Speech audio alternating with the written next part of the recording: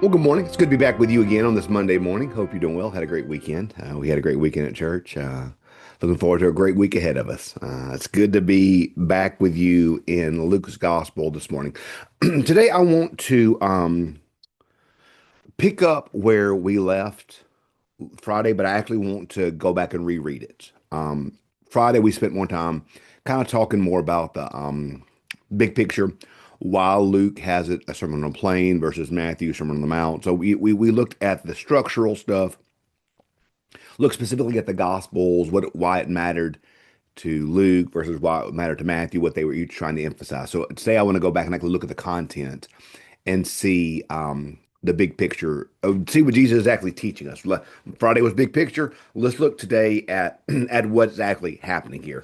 So let's go back and reread um, Luke 6, read 20 through 26. Um, then he looked up at his disciples and said, Blessed are you who are poor, for yours is the kingdom of God. Blessed are you who hunger now, for you will be filled. Blessed are you who weep now, for you will laugh. Blessed are you when people hate you, when they exclude you, when they revile you and defame you on account of the Son of Man. Rejoice in that day and leap for joy, for surely your reward is great in heaven. That is what their ancestors did to the prophets. But woe to you who are rich, for you have received your consolation. Woe to you who are full now, for you will be hungry. Woe to you who are laughing now, for you will weep and mourn. Woe to you when people speak well of you, if that's what their ancestors did to the prophets. So Jesus is a couple things. Once again, contrasting this with Matthew, Matthew is talking more spiritual. Blessed are those who hunger and thirst for righteousness. Luke's given the more practical. I don't know if that's the right way to look at it, but more practical. Blessed are you who are hungry now. So Matthew's really talking spiritual. Luke's talking very practical, and we can see. So Jesus says, "Blessed are you who are poor, for yours is the kingdom of God. Blessed are you who are hungry, for you'll be filled. Blessed are you who are weep. Blessed when they're mean to you." Okay, so blessed are the poor, the hungry, the weeping, and the ones being talked bad about.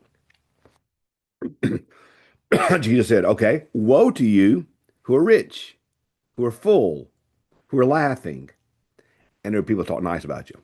So we see Luke is giving you a direct contrast of the ones who are blessed or happy and the ones who should be filled with woe.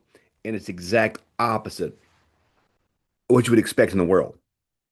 So the ones who should be the most upset, the hungry, the poor, the weeping, the ones being tortured or mocked, should be consider themselves blessed.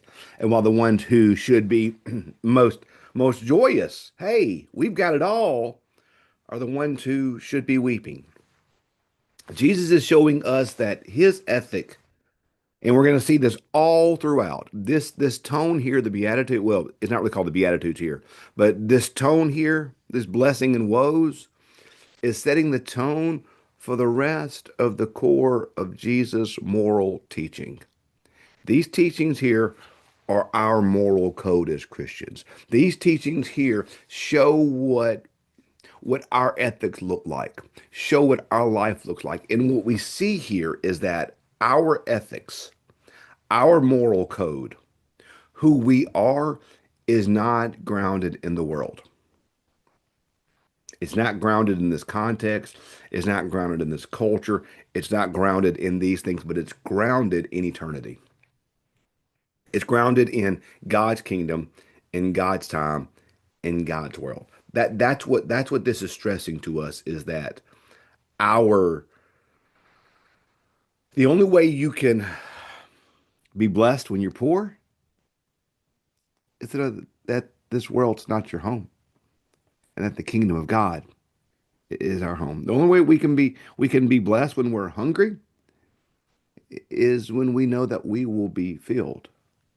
How can we be blessed whenever we are weeping? Because we know that there will come a time when we laugh. How can we have hope? We bless when people hate us, when they exclude you? How can we rejoice and leap for joy? Because great is our reward in the kingdom of heaven.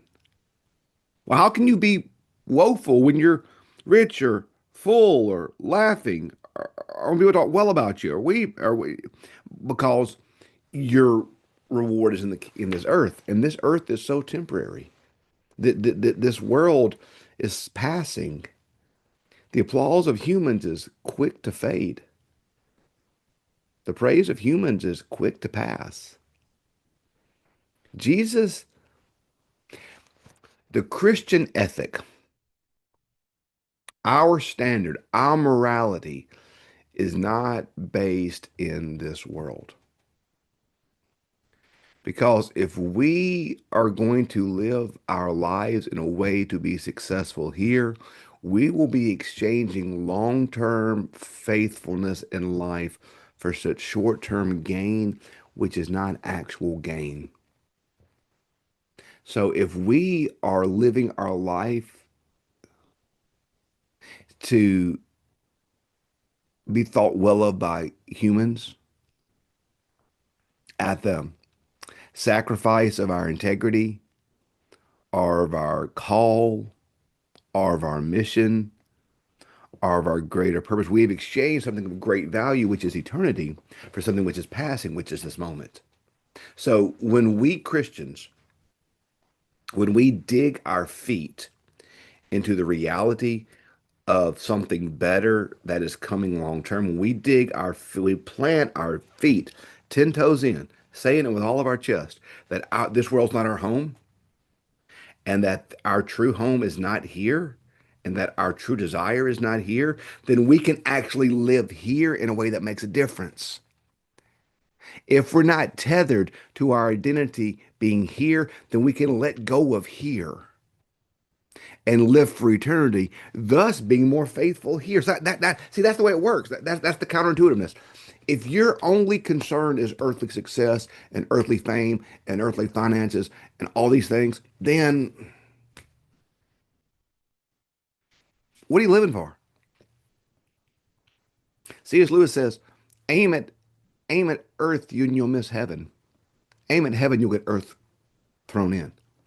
If we're aiming at heaven, if we're aiming at eternity, if we're aiming to live our lives by God's values, if we're aiming to live our lives and by God's purposes, then yes, we can be blessed when we're hungry because something better's coming. We can be blessed when people speak ill of us because something better's coming. But if we're living for here and we're hungry, then we're in trouble.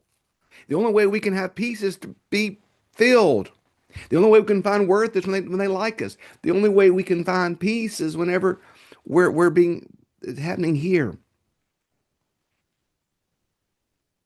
If we aim at earth, we miss heaven. But if we aim at heaven, we gain something worthwhile for all of eternity. And friends, if we aim at heaven, if we aim at heaven, it likes to make this life more livable. It likely make this life have deeper value and deeper purpose. Something really to live for. Jesus is telling us where life is found.